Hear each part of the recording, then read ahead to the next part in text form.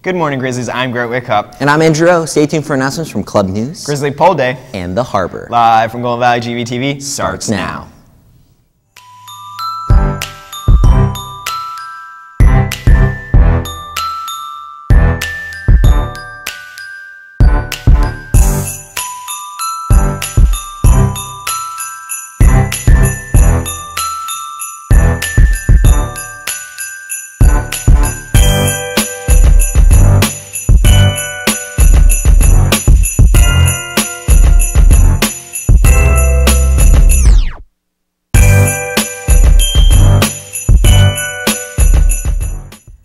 Well, Grizzlies, it's Monday, and it's December. We can make it to Christmas. We can make it past final week. I believe in you guys, but first let's take it to the pledge.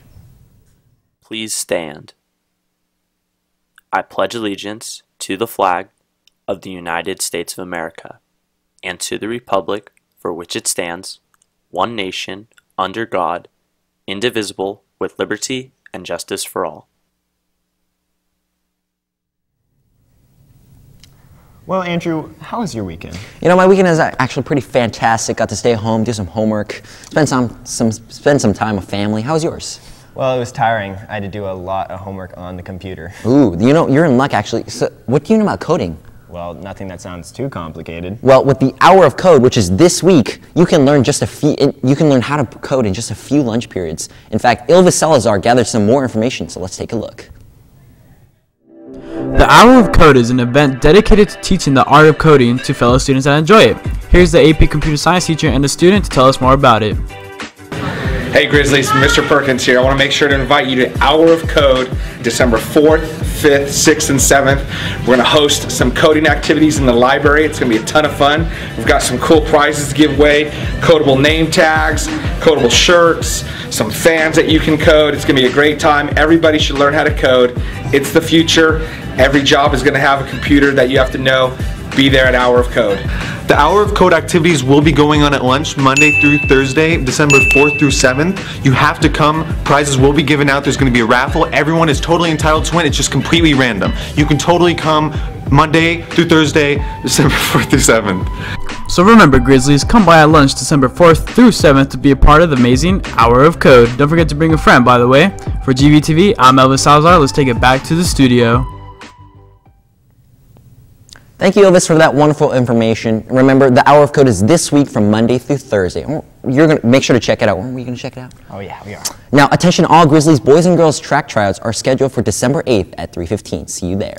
Moving into our club news, the Science Olympiad Club meets today at lunch in room 301. The Red Cross Club meets today in room 505. NHS meets Wednesday in room 409. And Defy and SCV meets at Wednesday at lunch in room 205. Now let's take it over to GVTV's own Griffin Davis, who can provide us a better look into the DACA program.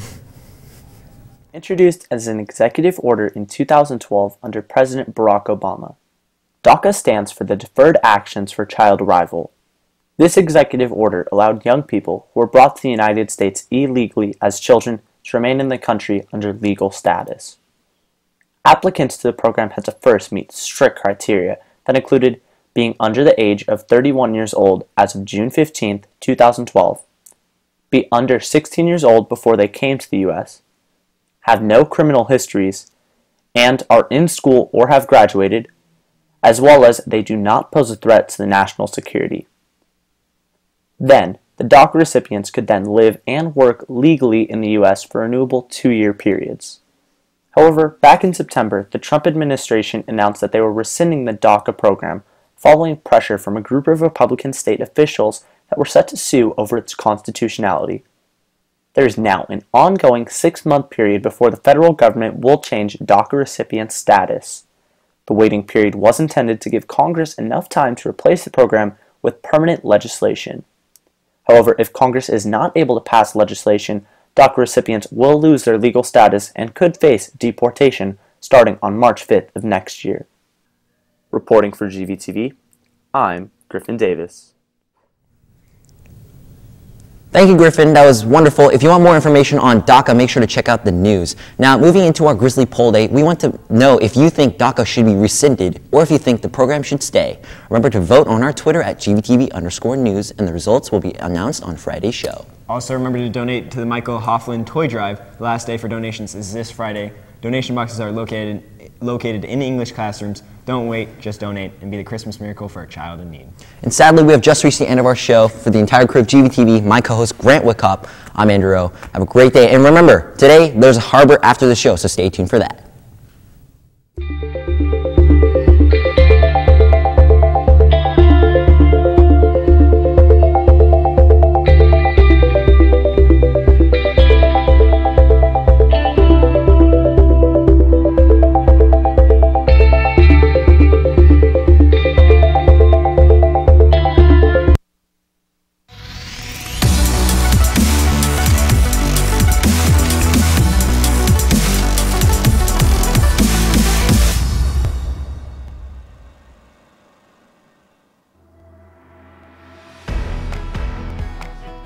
Today I want to talk about this idea that is one of the most talked about, thought about, written about, studied ideas on the planet.